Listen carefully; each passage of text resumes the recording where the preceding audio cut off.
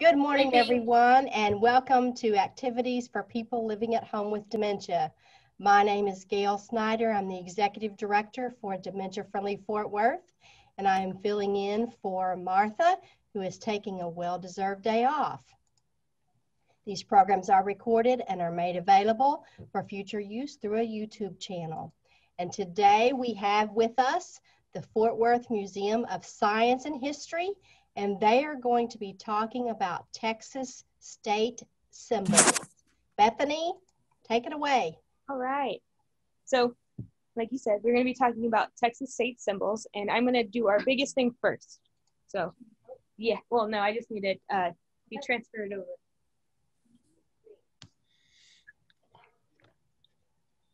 Oh. Yeah. Yeah. So I'm assuming you can guess what the first one is. You need it on the front of a truck. Yeah. That's huge. Yeah. So our first state symbol is the Texas state symbol, the large mammal. So the large mammal is Texas is the Longhorn. And I'm just going to tell you a little bit about Longhorns. So they're known obviously for their horns, but they're also known for their diverse coloring.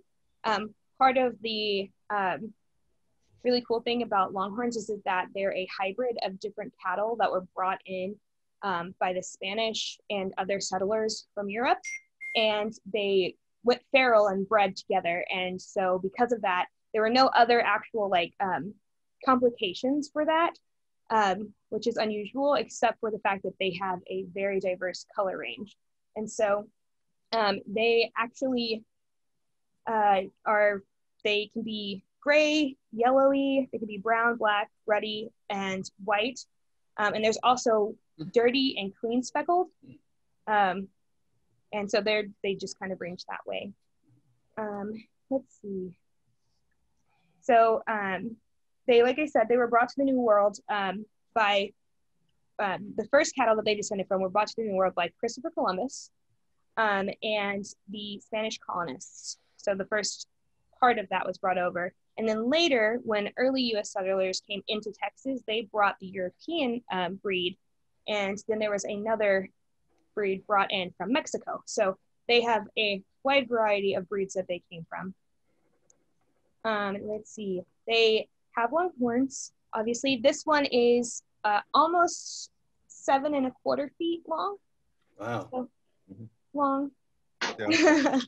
And they range from 6 feet to some can be 10 feet long, but this one's kind of in the middle, I guess. Let's see. Well, they made a hair. I think that's a little bit about what I have. But these are cattle farms. I don't think there are any more feral longhorns, as far as I know. But I see them all the time. I bet. Yeah, I grew up, well, we moved to Lubbock when I was senior in high school, so we saw them a lot. Yeah, I bet. And my uncle raises cattle, and so we see them a lot when we go visit him. So when something happens to a longhorn's horns, do they grow back or are they just broken off? I don't know. Laura? They are broken off. The outside part is actually made out of the same material that our hair and fingernails are part out of, and they're kind of like a sheath. The interior part that is actually attaches to the skull is kind of like the live part. So if the outside casing, the long part of it, breaks off, that part won't grow back, and damage can be done to, I think they call it a core or a bud, but if the damage is done to those parts inside of the horns, then that can cause problems with them growing back as well. But they will continue, if the ends get broken off, they will continue to grow out from the bottom of them, like where they attach to the skull. Okay, great. Laura's our resident animal expert. I know that there's places in Dallas Fort Worth that have longhorns. I've seen them.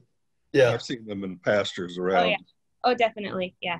They are all over Texas, but they're actually very hardy. So while they need a lot of food, they can actually live in very harsh conditions. And so that's one of the reasons that they do really well here.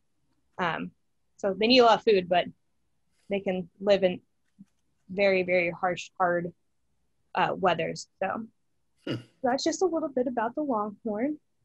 I can move on to the next. We have quite a few that Miss LaShawn Spotted Bear brought us today. Try not to hit anything as she moves it around. That's right. You put your eye out with that thing. It's taller than me, so I have to be very careful with it. So I think we'll move to, it's the armadillo button. Yeah. Okay. A bat. Yes. Eek. There we go. Okay. So this is the Texas flying mammal. It's a Texas state flying mammal. It's the Mexican free-tailed bat or the Brazilian free-tailed bat. And you also hear them just called house bats because they're really common here. It's the most common bat found in Texas. And where they live can range from like a few hundred to like millions of them, depending on space, food, that kind of thing. So you find them in things like caves and tunnels, trees, and obviously buildings. That's why they're called house bats sometimes. Yeah. They're called free-tailed bats because the tail is actually not connected to the wings, and so that's why they're called free-tailed bats. Some other bats, I assume, have bats that are tails that are connected to their wings, and so let's see. They migrate they migrate to Mexico, Central America, and South America for the winter months, except for some that live in East Texas. Those actually stay. They don't migrate. So that's one thing that's interesting in them. But they do take up residency in Central Texas in the spring, and there are millions of them. So obviously we know that they come out at dusk and then they go back to bed at dawn. There's some nocturnal animals. These specifically eat insects, but they can eat other things. But they eat insects, mostly moths, beetles, flying ants, and June bugs. They're their main source of their diet. They have long, angular, narrow wings. And the really cool thing about bat wings is that they're very similar to our hands in that their digits here are very similar to our fingers. So they're very similar to our hands themselves, and they have like a little wrist area and like elbow. It's really cool. They can eat up between 6,000 and 18,000 metric tons of bugs annually. So they eat a lot of bugs, which is good because hopefully they catch all the mosquitoes. I'm not a mosquito person, so I really like bats. They're really cool. If you put up a bat house in your yard, is this kind of bat likely to take up residence there? Miss Laura is shaking her head yes. Although it can take years for them to find that. She said that it can take years for them to find the bat house, but they will take up residency in your bat house. They are the most common bat found, so that doesn't really surprise me, but yeah. Let's see. So females are born in Texas, and they when they migrate, they usually return. When they migrate back to Texas, they return pregnant. So most of the time it's the same year, or which they're coming back to that new year when they return pregnant. And one really cool thing about bats is that they can identify their young in the swarm of other young that is hanging in caves. So they're able to identify them by color and sound, which is really cool. So they all look very similar, but they're able to find their specific child in the cave very easily. Male bats outnumber females in the early spring, and then later on in mid-June, the females swap. They swap, and the females start to outnumber the male. They give birth to one baby a year, and they're born completely without fur and are not able to fly.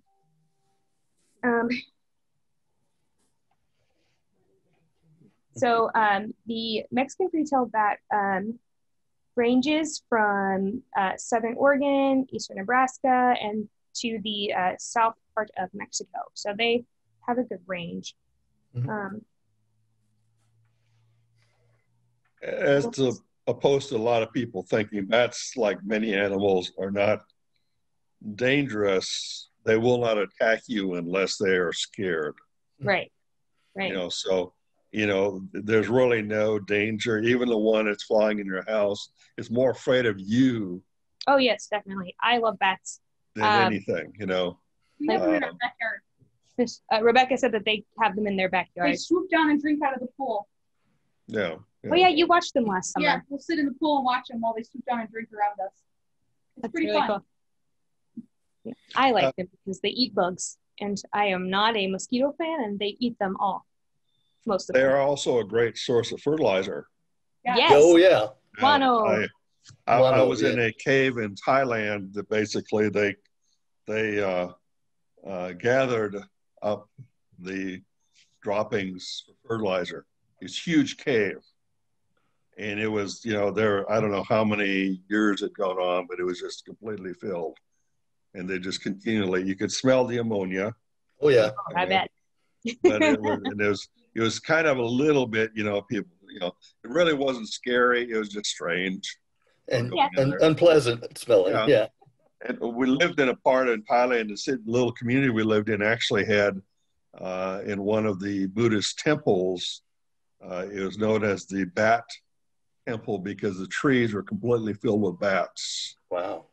And so at dusk, you could see them, a wave just flying through the air. And then if you got up early after the morning, you could see them flying back. And they all stayed in the trees in this one temple. Oh my God. Interesting. It was really an interesting, it didn't cause any problems, it was just it was a tourist attraction. I'm sure it's a norm there, so it's something that they just like, the bats come out this time and they come back this time. Yeah, it was, I think there was some fruit or something in the tree that attracted them. And so they all came to this certain section, but they're all over the community, and you saw them all the time, but they didn't cause any problems. Yeah. Oh yeah. So I understand. I've never seen it, but down in Austin, under one of the bridges, they have a big bat collection. I don't know what we call a collection of bats, but A colony. colony. Okay, great.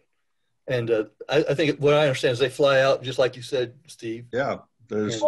And in Austin, they go right down the river. Like there's the river at the ground, and then there's like a stream of bats in the sky following the river. Mm-hmm. It's really cool. Oh, Never seen it. interesting. I've been once. It's very fun. Laura used to live there. Do they follow the river because of bugs? Food? Partly, but partly because the bridge is over the river. Oh, okay. It's like an open area. It's a big open area because Austin, the skyscrapers and everything, they're all around, so it's an easy way for them to clearly navigate to areas where they can get out and then disperse. Yeah, apparently they go to a lot of agricultural fields that are around Austin. Yeah. Right. They love to go to the fields because of all the bugs. Yeah. Oh, yeah. All right. So we can go ahead and move on to our next animal. For a bat away. Yeah, we'll put a bad one. Let's see.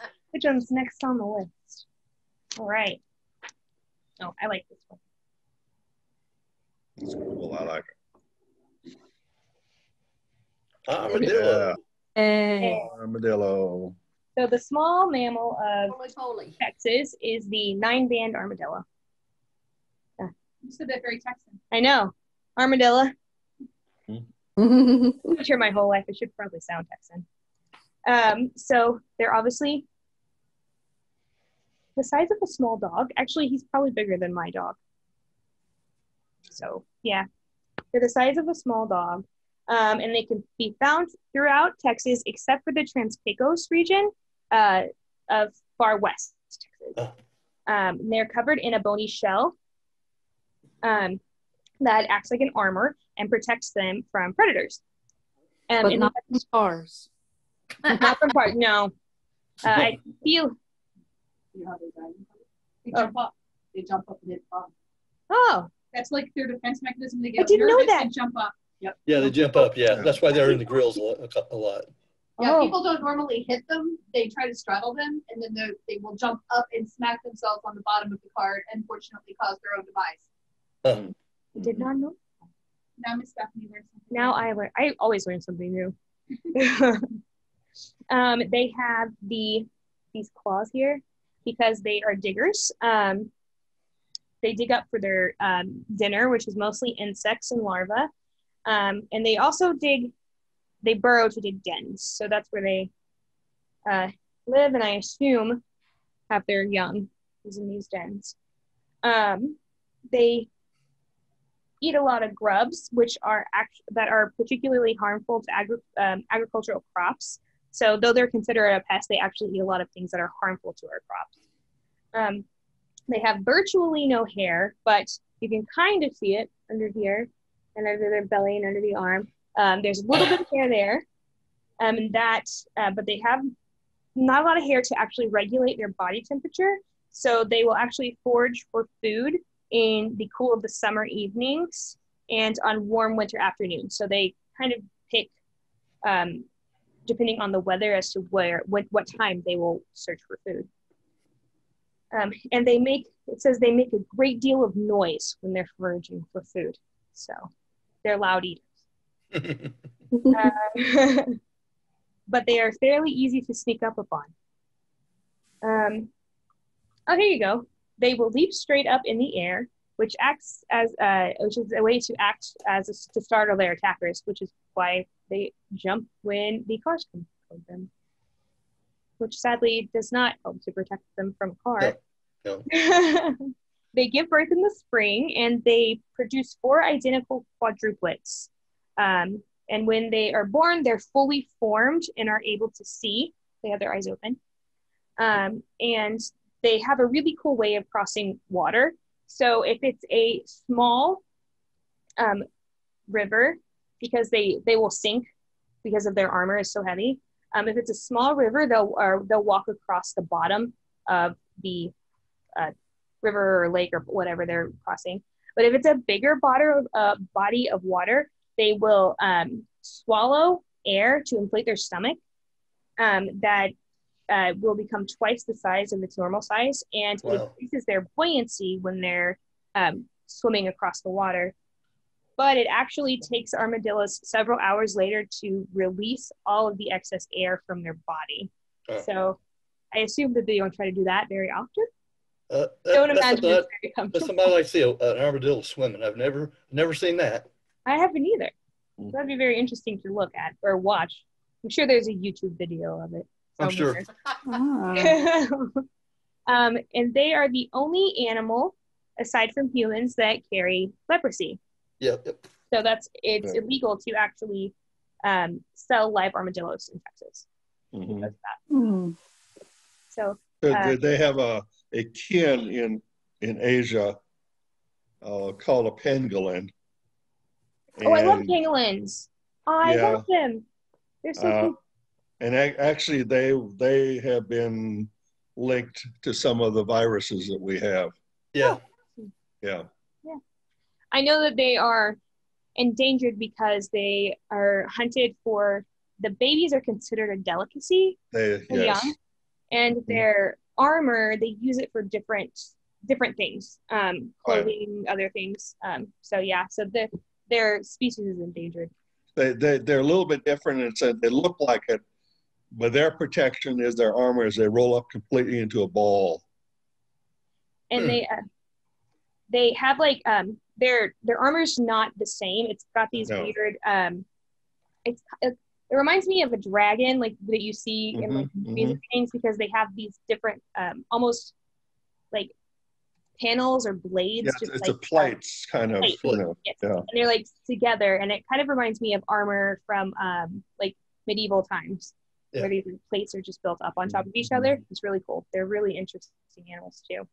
Yeah. So that is a little bit about our armadillo. Okay. Folks, I'm going to have to leave. I got another call. Thank you so much very much, Bye-bye. Bethany. Bye, And Steve. folks, Bye, I Steve. will see you tomorrow. Okay. All right. Alrighty, Bye-bye. thanks, And I Steve. hope you have a great rest of the day. Thank you. Bye bye. So if an armadillo doesn't run into a car or vice versa, what's their lifespan?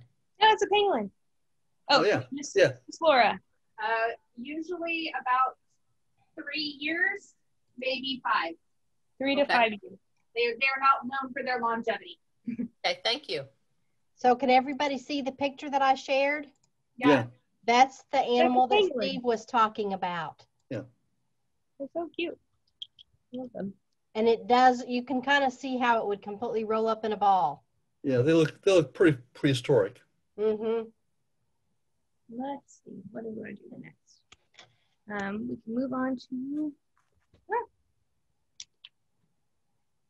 find it. Okay, let's see if we can see this without it being too glary. Wow. This is our Texas reptile. Texas state reptile is the horned lizard, or a lot of people I know call it a horny toad. But it says in my paper not to call it that. I just know a lot of people call it horny toad. So there are several kinds of horned lizards, and they have 4 giant spikes on their head. The 2 spikes, 2 of the spikes are larger, and they're known for their spikes. That's why they're called the horned lizard. They have flat bodies, and they have 2 rows of fringed scales. So, can you guys see that? You know, it's kind of, the jar can kind of glare sometimes. Yeah. And my favorite thing about them, when they're frightened, they can squirt blood from the corners of their eyes to scare predators. Ooh, Yeah, which I think is really neat. I didn't know that. Yeah, it's really cool. You can actually find YouTube videos, see if you would like to. No, I'm gonna look. They're found in arid or semi-arid habitats with sparse plant covering. So drier habitats with less foliage. They dig for hibernation, nesting, and insulation purposes. And they're commonly found, because of that, they're commonly found near or in loose sand or soil. They range from south central United States to northern Mexico. So throughout Texas, Oklahoma, Kansas, and New Mexico. And it is currently listed on the species endangered list as threatened because they depend on harvester ants as food. And they we've actually, because of the introduction of fire ants, which have overtaken harvester ants, there's less food for them. So they have lost a lot of their food source, which is one of the reasons they're threatened. So yeah, that's just a little bit about the horned lizard, not the horny toad. That's what I almost said. We used to see these all the time. When I drive through to go visit family, I see them on the side of the road, and tarantulas. But horned lizard. All right.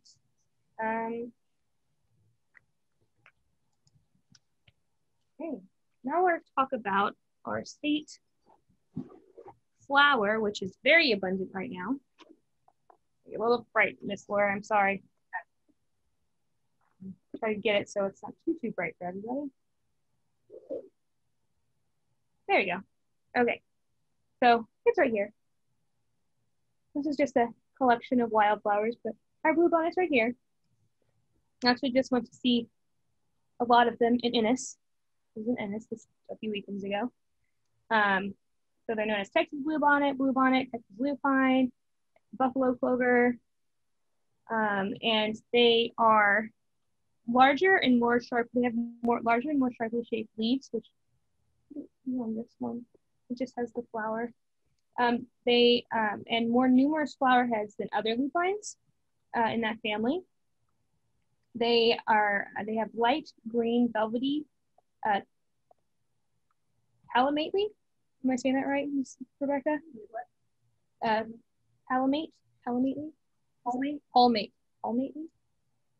Palmately compound leaves.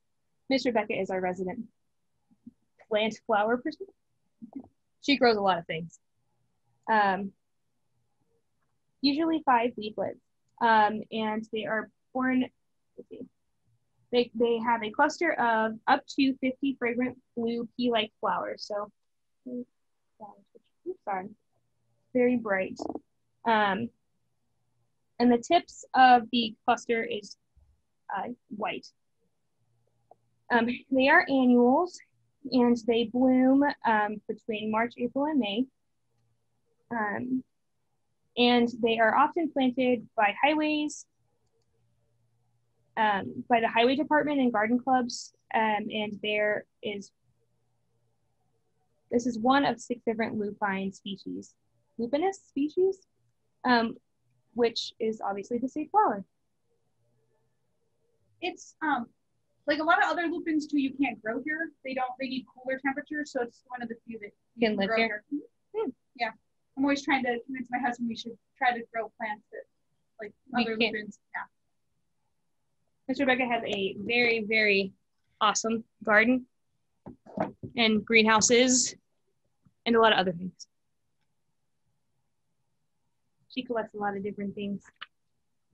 All right, here's one that I'm sure a lot of you will recognize. And it's our state bird. That's a mockingbird. It's our state bird. I'm sure you know them for their call. They are mostly gray-brown, but they're paler on their breast and belly, and there's a lot of white under their wings, so you'll see that when they fly. You usually see the white when they fly. So the northern mockingbird enjoys making its presence known with its call, and they like conspicuously high things. So they'll live in like high trees, fences, eaves, and telephone wire. They like to be high, but they will hop along the ground when they're trying to catch food. They are pretty aggressive when they are trying to get rid of predators and other intruders of their territory. And they live in towns and suburbs, backyards. They're kind of all over the place here. Sometimes they will fly up and hover to grab fruits. And like I said, they're aggressive throughout the year. The females are typically more aggressive towards other females to fend them off of their area and that kind of thing. The males will be more aggressive towards other males to keep them off of their property, territory. Territory is a better word. And they will, it's interesting to see when they kind of are trying to push each other out. They will kind of face each other down right at the line of what they consider their territory. And they'll kind of hop in front of each other until one backs down and flies off, which the one that won technically will kind of chase it away. But if they don't, they'll start like flying at each other and grappling. They eat mostly insects in the summer, but they'll switch to fruit in the fall and winter. And sometimes they'll eat small lizards. So their prey consists of beetles, earthworms, moths, butterflies, bees, wasps, grasshoppers, and like I said, sometimes small lizards. And they eat a variety of different fruit and berries. You can even sometimes see them drinking sap out of recently pruned trees. And they lay between 2 to 6 eggs. And the incubation period is 12 to 13 days, and their nesting period is 12 to 13 days. That's just a little bit about the mockingbird. I know one of our coworkers here, Mickey, had trouble with mockingbirds few years ago in her backyard. I've heard that mockingbirds can mimic sounds that they hear. Is that true? Yes. Yeah, that's just a little bit about mockingbirds. They cannot mimic speech, though, as Laura said. Right. So they'll mimic sounds, not speech. So they'll mimic other animals? Other things in the environment. Interesting. So they'll mimic other animals, but not speak. That's our state bird.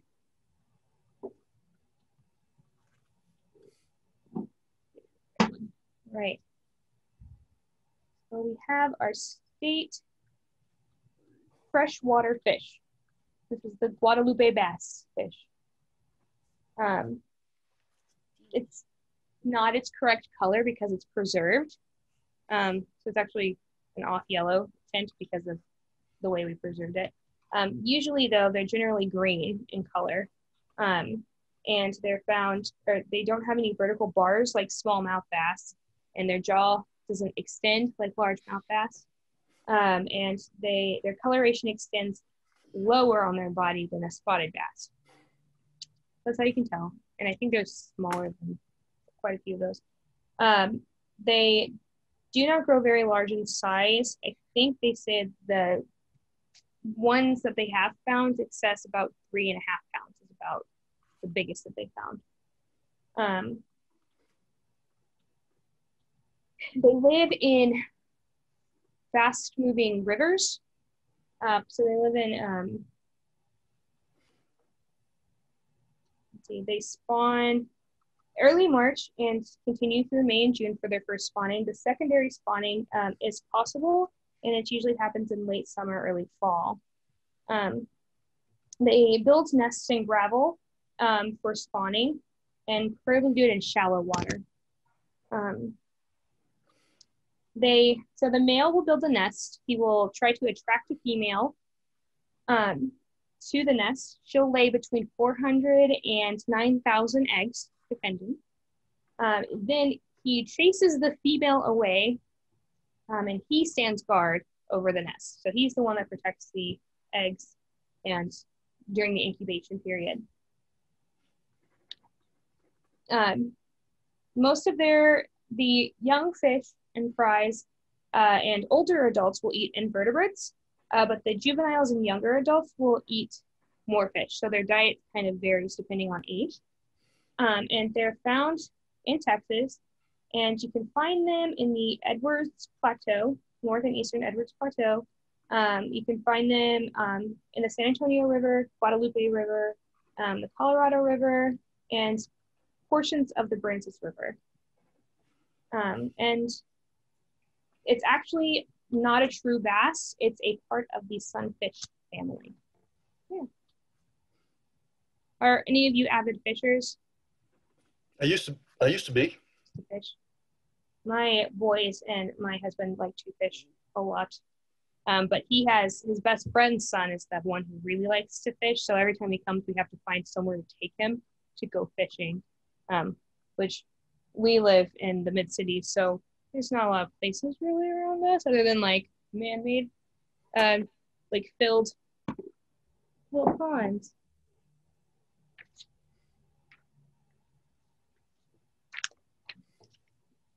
All right.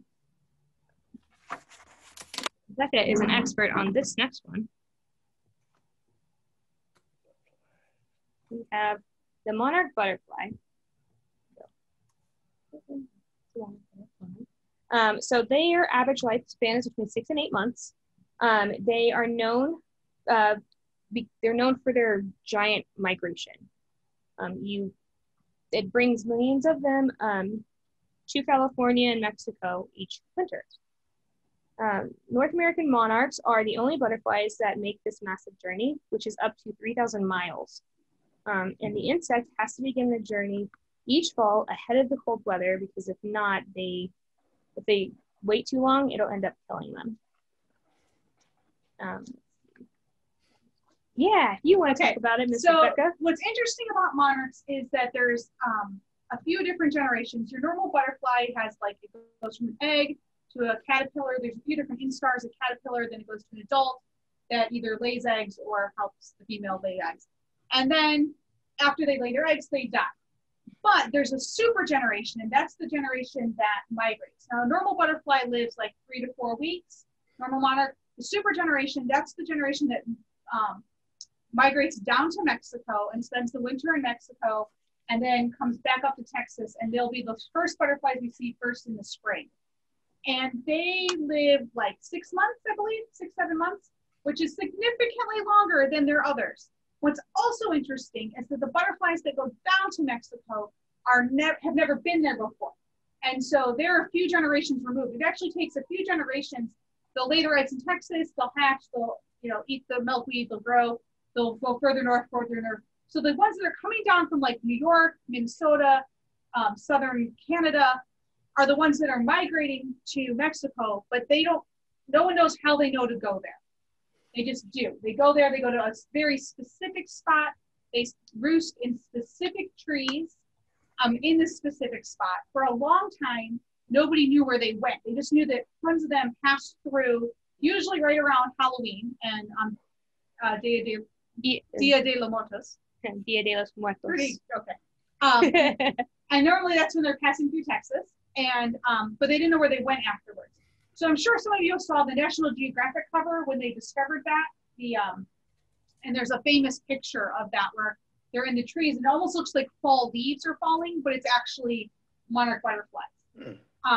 And so really their population is very vulnerable when they're kind of hibernating, not really, but because they're all in that one spot. If something happens to that one spot, you can wipe out a really big part of that population.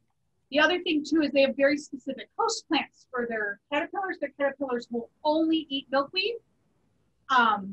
They're all different kinds of milkweed, but just milkweed. And so that's, if you want to attract them to your garden, that's one way to do this, to have, that milkweed for them to eat. The other way to attract them to your garden is to have good nectar plants for them to drink, eat from. All right. Yeah, Miss Rebecca's a expert on butterflies. Just those. Just monarchs. Just monarchs? Yeah. No other butterflies? We had an Omni film a few years ago called Journey North. Journey North? I think so. And it was all about the monarch migration. And as part of that, the company that made that film had a training for museum educators that were showing it at the Science Museum in Baltimore. And so I got to go to that and spend 2 days learning obscene amounts about monarch butterflies and all of that. Right. So that's a little bit about monarchs. So now we're going to move on to cotton, which is our state fiber and fabric. And that was named.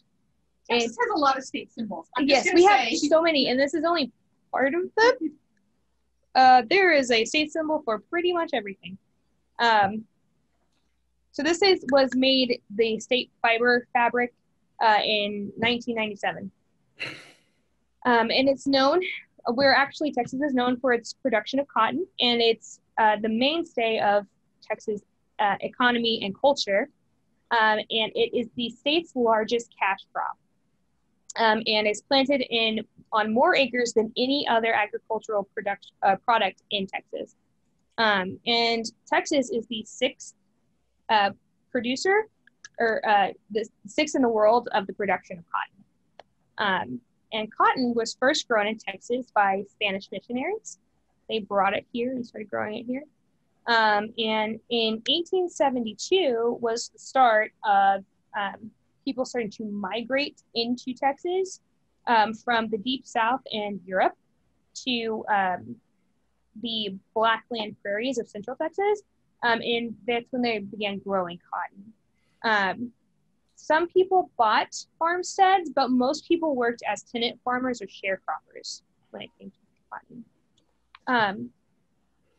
It's what's called a seed hair fiber, which there are several species of, and it belongs actually to the hibiscus family. And it needs a lot of sun, but not too much rain, a little bit of rain. And it is when it's grown, it's picked, and then obviously we have to remove the cotton seeds in production. And so they used to have to take them out by hand, but obviously we've gone a little further with technology, and we have now machines that will take the seeds out of cotton. And then it is spun, which is basically it making the fibers into a yarn. So it's pulled into this long strand. And there are millions of little fibers, strands that are a part of one cotton head, I guess you'd call it, the head cotton, sure. But there are millions of little strands.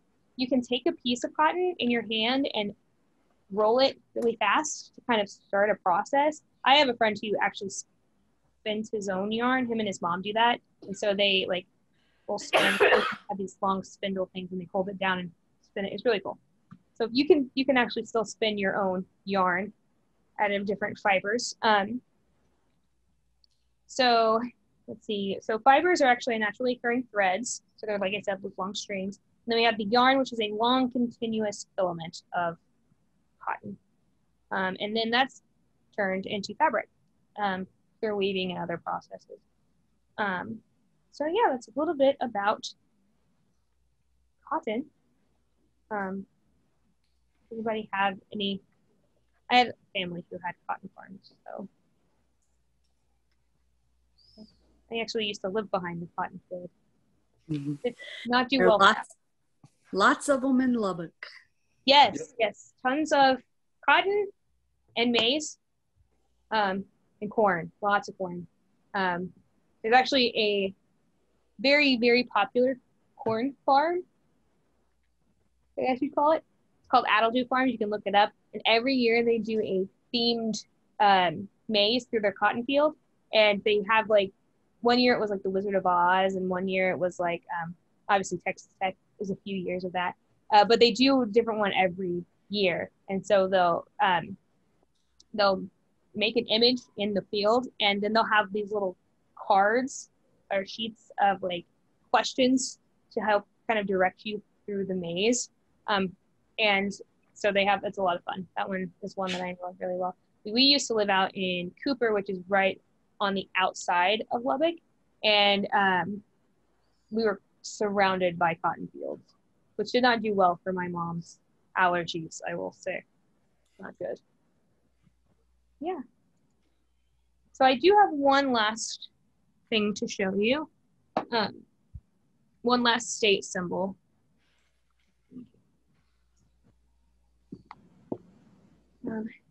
This is our state dinosaur. Let's pull that up. There it is. Okay. So this is actually just a vertebrae of the state dinosaur, which is called the biloxisaurus jonesii. Have any of you guys been to near the Biloxi River? Been around there? Yeah. Yes. So the Biloxisaurus was found on the Jones farm near the Biloxi River. And so that's why it's named after the Jones family's farm and then the river that was found near. I believe, if I'm right, this one was, or the first, what we call type specimen is the first piece of, it's the first bone or fragment of whatever you find. It's the first of its thing. Was found by a young boy, right, who was hiking with his family, and they came across it. Actually, they came across a few of them. There are parts when they started excavating. There are parts of 4 different dinosaurs, and they knew a group died together there, but they don't know why. They assume it was a forest fire. They have some hypothesis that it was a forest fire, but they're not quite sure. So the Biloxisaurus is actually a sauropod, so it's a long neck. It's 4 legs, long neck, and they started excavation in the mid 1980s, but then the second excavation started in 1993 by our museum, and the Southern Methodist University. So this actually is one of our favorite pieces. It was based, it's dated to the early Cretaceous, which is between 112 million years ago and 95 million years ago. And it was, like I said, a four-legged sauropod. Actually, if you've been here and you've seen a giant skeleton when you walk in, it's the giant long neck dinosaur that's in our main entryway. So that's the biloxisaurus shinzai. And it was a plant-eating dinosaur, weighed about 20 tons, and stood between 60 feet high. It was about 70 feet long. It was 60 to 70 feet long and 12 feet high. And its neck was actually 26 feet on its own. I believe this is a tail vertebrae. It's part of its tail. So yeah, that's just a little bit about our state dinosaur. So we have a state symbol for almost everything. Do you have any questions or comments? All right. So do we have a state seashell? Yes, we do. Oh, lightning whelk. Lightning whelk, okay. Yeah. Yeah, we have a state symbol for almost everything. There's a state crustacean, our favorite. It is the gulf shrimp, which is both tasty and plentiful, according to the Texas State Legislature when they made it the Texas State Crustacean. We like to work tasty and plentiful into conversation now because of the Texas State legislation. No, you're fine. No, you're okay. You see, tell me. Well, you were talking. I didn't want to interrupt you. Yeah, that's just a few of the things that we have here that are state symbols. Cool. Does anybody have any questions about any of the state symbols? Did I miss anything between monarch butterflies and cotton balls? No, I don't think so. Okay. So, yeah. So is the dinosaur park that is in the area, is that on the land where the dinosaur? I know it's near it. The Jones Ranch is a private property. Yes. And so I'm not sure like where the two are in relation to each other. I know that they're near each other, and because they found the dinosaur on the Jones Ranch, they started kind of looking outward from there, because usually if they find a fossil, there's more other fossils to be found in the area. And so they start, once they find something that big, they start to look out, they start to branch out to try to find other places to excavate, which is probably why it became so popular for Dinosaur Valley in the area. So Great. are there any topics that you guys would be interested in for our next segment? You guys want to just make a list? I can try to come up with things to fit most things. We have a very big history collection and a very big taxidermy science collection. So if there are like specific animals you're interested in, or if there's a specific topic in history that you might be interested in, I can talk to our collections people to bring more of that kind of stuff out. So you guys can make a list and send it to Gail, or you can really send it to Gail and she can send it to me, and then that'll be I think the easiest way to do that. But we always like to have people tell us what they want to see rather than us coming up with something and not be super exciting for everybody. This was great though. This was great, yeah. Sure. Thank you. Thank you guys for listening to me talk. I am obviously not an expert on state symbols, but I do have a lot of good people who have had a lot of research done for state symbols, so that helps a little. You did very well. Right, so that's all I have. Is there anything else, Gail? I think that'll do. Thank you so much, Bethany and your team, for a great presentation on the Texas symbols. Yeah. So let's take a peek and see what's up for tomorrow. And don't go away because I have a special question for everybody when we get all finished.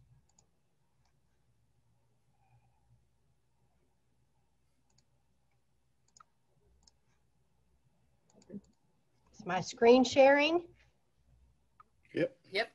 Tomorrow, join us for Graham Jones, who will come with his guitar and do vocals. And Graham is a singer-songwriter. So sometimes he shares some of his original music with us.